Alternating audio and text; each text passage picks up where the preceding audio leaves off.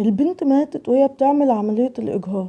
كارثة نزلت على دماغي من حيث لا أحتسب، وكأن عقاب السما نزل مرة واحدة عليا. أنا عارفة إن الطريق اللي أنا ماشية فيه ده نهايته وحشة، بس للأسف الدنيا اضطرتني أشتغل في المكان ده، بل وأكمل فيه. واحدة صاحبتي قالت لي إن في شغل في عيادة مع دكتور بمرتب كبير جدا، بس لما رحت اكتشفت إنها عيادة شمال. ببساطة العيادة شغالة في الإجهاض، وطبعا انت عارف مين الشخصيات اللي بتجيلنا، بنات غلطت ونتج عنه حمل. مصيبة بتنزل زي الصاعقة على أي بنت في الوقت ده، بتجري عشان تعمل أي حاجة عشان تنزل الطفل اللي في بطنها. وعيادتنا كانت طوق النجاة، بنعرف نعمل العمليات دي بكل سهولة وبسرعة وفي سرية تامة. وتقريبا يوميا كنا بنعمل عملية أو اتنين، وطبعا كنا بنطلب مبلغ وقدره مش أقل من 5000 جنيه في العملية، وكان نصيبي فيهم 500 جنيه. يعني كنت أعمل في يومي 1000 جنيه في 6 ساعات شغل بس.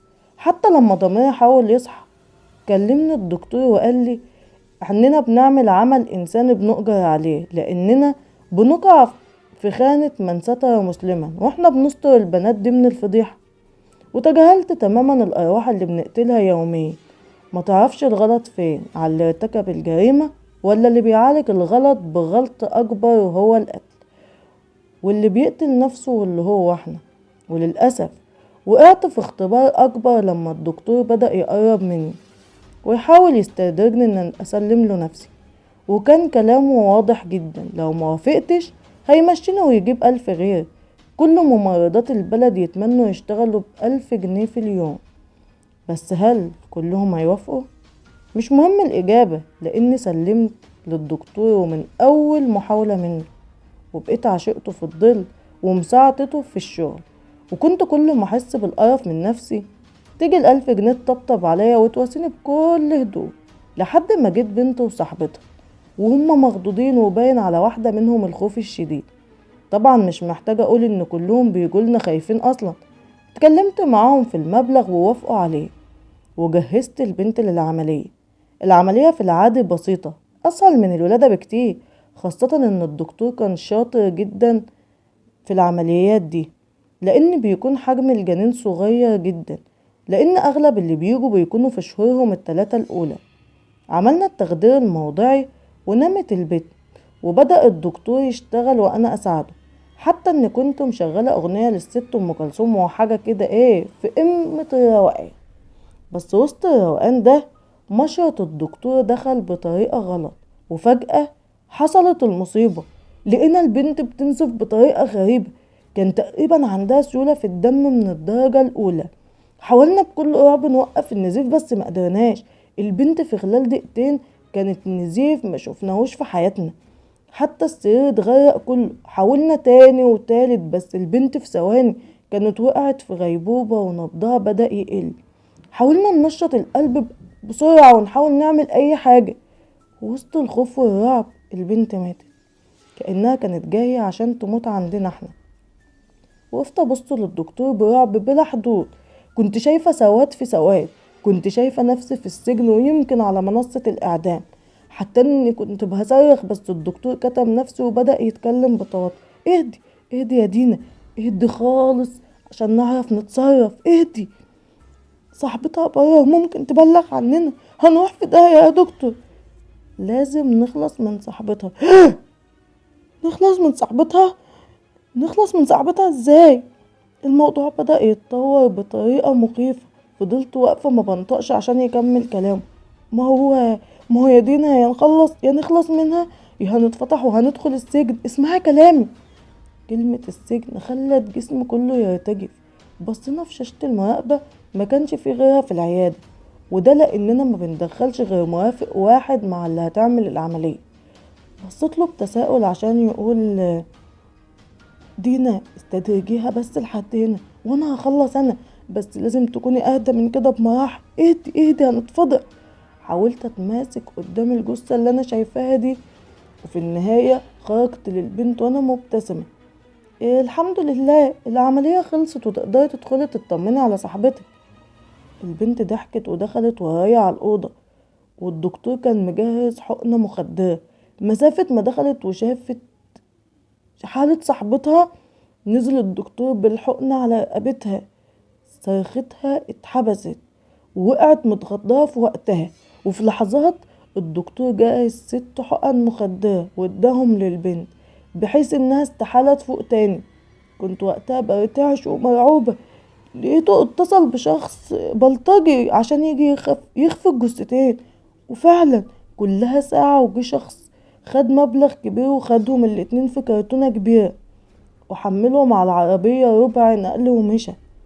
كان لازم نقفل المكان كله ونختفي فترة، الله اعلم ممكن يحصل ايه. وبالفعل قفلنا الشقة اللي كانت عيادة واختفينا. رجعت بيتي واللي محدش يعرف فيه طبيعة شغلي، وانا هموت من الرعب. بس يوم بعد يوم بدأت اطمن واحدة واحدة، ومع ذلك بدأت فلوس الكتير تخلص بطريقة غريبة، كأن المال الحرام عامل زي المية اللي بتسيل على الأرض. ولقيت نفسي مضطرة اشتغل من تاني. رحت اشتغل في مستشفى بمرتب 2000 جنيه في الشهر، وكنت وقتها في قمة احباطي على كل حاجة. 6 شهور كاملين ولا الدكتور كلمني ولا نعرف اوصله. 6 شهور عملت فيهم مبلغ كنت بعمله في 12 يوم بس. وفي ليلة جيت لي النجدة لما الدكتور كلمني وقال لي انه هيفتح عيادة جديدة وعايزني اشتغل معاه. يومها طرت للعيادة الجديدة اللي كان لسه بيجهزها، بس هو كان عايز وقتها حاجة تانية. وقعت معاه في المحظور بكامل رغبتي، ما ينفعش ارفض الفلوس دي كلها. فضلت كام يوم مستنية تجهيز العيادة، وبدأنا مع بعض الشغل الجديد.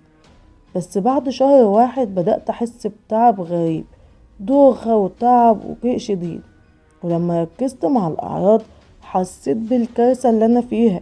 لما رحت عملت تحليل عرفت إن حامل، مصيبة أكبر من مصيبة القتل للبنتين.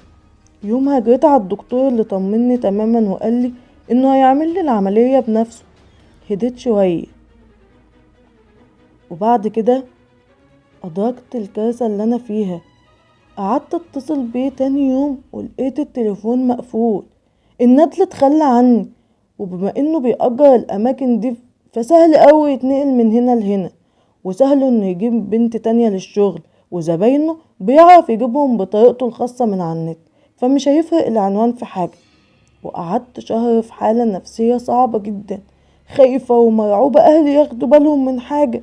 وكان لازم اعمل زي كل البنات اللي شفتهم، لازم انزل الطفل اللي في بطني. حكيت لواحدة صاحبتي وقررت تساعدني، وان كنت حاسة ان هموت في العمليات، ان هدفع تمن اللي عملته في البنتين اللي اتقتلوا. كلمنا دكتور عنده عيادة شمال برضه وحددنا ميعاد خاص. وقبل الميعاد بدأت الكوابيس تزورني، بشوف نفسي وانا بموت وبنزف زي البنت اللي قتلناها في العملية. وبقيت احلم ان البنت هي اللي بتعمل لي العملية وبتقطع في جسمي. كنت بقضي ليالي سيئة جدا من الرعب والتوتر والألم النفسي الرهيب. وفي النهاية جه يوم العملية ورحت أنا وصاحبتي، وزي ما كنا بنعمل في عيادتنا أنا وصاحبتي بس اللي دخلنا، واتقفل باب العيادة. واتأكد ظني إن هموت جوه ومش هخرج. وقتها بس حسيت بشعور كل بنت جيتلي وانا كنت بسخر من قلقها. وقتها بس بصيت في مراية العيادة ولقيت نفسي شبه كل البنات اللي وقعوا في المصيبة دي. ودخلت العمليات وانا حاطة الموبايل في جيبي. اتفقت مع صاحبتي ان لو جرالي حاجة هرن عليها فتفهم ان في مصيبة حصلت. ودخلت وبدأ الدكتور يشتغل، وزي ما توقعت حصل لي نزيف شديد. وسمعت الممرضة بتصرخ بخوف وبتقوله هتموت، هتموت يا دكتور، هتموت. وقتها حسيت بتعب شديد قوي ودوخة غريبة، وبآخر طاقتي اتصلت على صاحبتي، وضلمت الدنيا كلها قدام عيني. وعرفت ان هموت زي ما غيري ماتت قدام عيني. صحيت لقيت نفسي على سرير في مستشفى وقدام دكتور وظابط وصاحبتي. بصيت بخوف الظابط اللي ابتسم وقال لي حمد لله على السلامة يا سيادة الممرضة. بلعت لساني وحسيت بجسمي كله بيرتعش. اتعينت حراسة عليا لمدة يوم واحد لحد ما جسمي استكان وخف. وبعدها بدأ التحقيق واكتشفت ان كل حاجة اتعرفت لما تعبت ودخلت في الغيبوبة واتصلت على صاحبتي. جريت عليهم وهددت اياك حد يعمل فيا حاجة. خدتني في عربية وودتني المستشفى فورا. وطبعا إدارة المستشفى بلغت عن حالتي، لأن ده معناه إن في عيادة شغالة شغل غير مشروع. وقعت أنا في البنك عشان يلحقوني، بس للأسف وأنا في البنك فضلت هلوس وأقول هموت هموت زي ما قتلنا البنت، هموت. وبلغ الدكتور الضابط اللي حضر بكلامي، واستدعوا صاحبتي اللي اعترفت زي ما بيقولوا من أول قلم إن كنت شغالة في عيادة مشبوهة، بس هي ما تعرفش حاجة عن البنت اللي ماتت. وطبعا واجهني الضابط بكل الكلام ومع تهديده باستدعاء أهلي. انهارت بالبكاء واعترفت بكل حاجة. اعترفت إني اشتغلت في العمليات دي، وإن في بنتين ماتوا، وإن غلطت مع الدكتور وحملت وحاولت أنزل البيبي واتقبض عليا. وبعد التحقيق بلغتهم بكل أوصاف الدكتور اللي قدروا بعد أيام يقبضوا عليه، وتوجهت ليا تهمة القتل وعمل أعمال غير مشروعة. وعرفت إن حياتي كلها اتدمرت، وأعتقد إن دي عدالة السماء لأن أستحق كل ده. وقفت قدام وكيل النيابة أبكي وهو بياخد أقوالي عشان يحولني للمحكمة. ولقيت نفسي بقوله عارف يا باشا أنا دلوقتي عرفت إيه؟ عرفت ليه ربنا قال ولا تقربوا الزنا وما قالش ولا تزنوا. عشان الزنا يا باشا جريمة شنيعة بتدمر حياة ناس كتير مش شخص واحد. لو زنيت وحملت هتضطر تقتلي ابنك وتعيشي ايام صعبة لحد ما تقدري تتخلصي من ابنك. ولو ما قدرتيش تتخلصي منه هتنسبيه الاب غير ابوه. ولو كنت متجوزة ودي جريمة ابشع، اختلاط انساب يا باشا وعقابها عند ربنا كبير. ولو ما كنتيش متجوزة والناس عرفوا هتجيب لأهلك العار ومش بعيد يقتلوك او تهرب. غلط بيجيب غلط، وكل ما تحل هتلاقي نفسك بتحل بغلط أكبر. جريمة ملهاش علاج غير الغلط اللي أكبر منه. عشان كده الرحمن قال ولا تقربوا الزنا إنه كان فاحشة وساء سبيلا. وبكده انتهت حكايتنا النهاردة. يا ريت ما تنسوش اللايك والشير للفيديو للقناة كلها مع كل أحبابكم وأصحابكم. بشكر كل الناس اللي بتدعم القناة دايما ومش بتبخل بالدعم.